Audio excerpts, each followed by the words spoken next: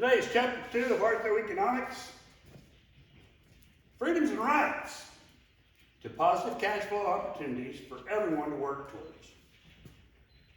After a war, the winning side usually decides, we don't like these people. We don't like these people. We don't want them. We don't like them. And every nation needs everyone's special talents utilized to the max for any nation to become the world's #1 economy. Versus politicians' self-justifications to inflict negative cash flow by corruption and discrimination against others. It happens time and time again, which in fact guarantees your nation will be unproductive, starving, and suffering. Freedoms and rights to subsidize and encourage infrastructure and education as a hand up to a point when it simply comes time to break their plate. It's time for them to go out and fend for themselves. Versus the politicians failing to tax, fine, to discourage corruption and handouts, usually to themselves and the self-anointed and the chosen few. Now, these taxes and fines are needed for frugal governments for the nation's bare necessities. Freedoms and rights of the nation's courts to rule during peacetime's accountability of corruptions like kind, retribution, and payment in kind, again, needed to fund a frugal government for the nation's bare necessities. Versus the absolute powerful, knowing their politicians' economic policies will never cash flow in the first place. Then comes the usual saber rattling because you backed yourself into a corner. You're broke, and now you inflict wars, inhumanity inflicted by the politicians' prior negative cash flow choices. Freedoms and rights of the taxpaying commoners to have sustainable long-term investment. Now, history and current events prove this over and over again. When a nation provides its taxpaying commoners with freedoms and rights, they're likely to become a world's leading economy, or possibly the #1 economy. Versus when any government blatantly and knowingly rule economic treason against the nation themselves, against the nation's constitution, against their own constitution, oaths of office and or professions, against the rule of law, who have the documented filed evidence in hand, who choose to ignore the filed evidence, who knew the filed evidence proved beyond a shadow of doubt that this is high treason against the nation's economy, yet failed to collect funding, fines, and retribution owed to the government and by rule of law owed to the victims thereof, and yet choose to persecute, prosecute, and imprison the victims instead of the economic traitors, high treason, and yet rule in favor of the economic high treason on the benefit of the absolute powerful and their politicians' unsustainable short-term ill-gotten gains. Now, this creates a mistrust between the government and the taxpaying commoners.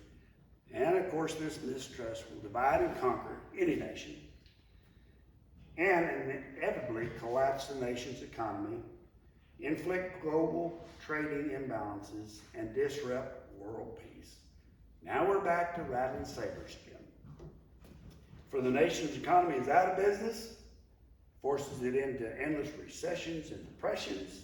You have a mass exodus of taxpaying commoners' talents, profession, and resources, while they search for another nation to enforce their freedoms and rights to rebuild the economic losses that the economic high treason inflicted. Fortunately, mankind's technology is back on the economic threshold of universal travel and trading.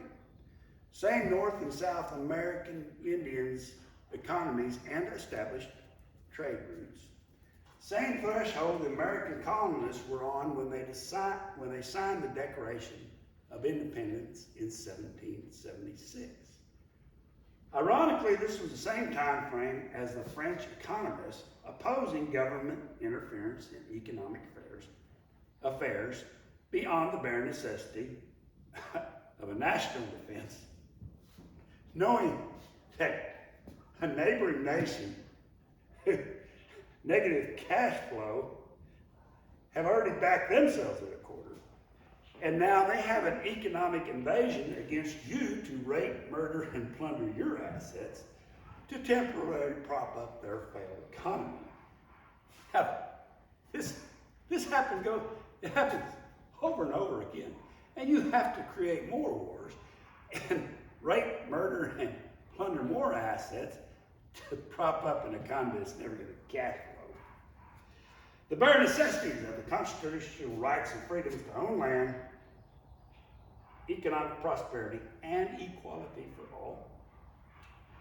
The bare necessities of the rule of law to maintain level economic playing field for everyone's life. And yet, here we are, centuries later, internationally educated societies, in the same violent way, doing the same violent things over and over again, repeating the same history with the usual propaganda, usual dictatorships, and usual politicians' prior negative cash flow. Some things just never change. Politicians who can't even balance a checkbook, nor control their wasteful spending, who claim to know economics, but most likely never cash flowed a business in their entire life whatsoever.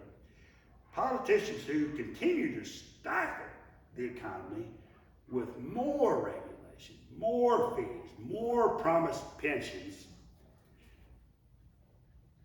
and back themselves into the corner of printing even more fiat paper money, which causes inflation against the economic rules of supply and demand's competitiveness. Competition brings out the best in all of us. In spite of knowing the French economists' laissez-faire economic policies of law versus economic causes and effect, it's the same thing. The tax-paying commoners want to be just left alone. Just leave us alone, and for the governments to mind their own business and to govern within the nation's means. Quite frankly, most governments never knew how to do a positive cash flow in the first place. Oh, now governments are good at usual confiscating, commandeering, and taxing and spending. This is why it's a good idea to tax what you don't want and leave the rest of us alone. This inevitably will force any nation's economy out of business. Fortunately, education self-empowers us all to change and prosper.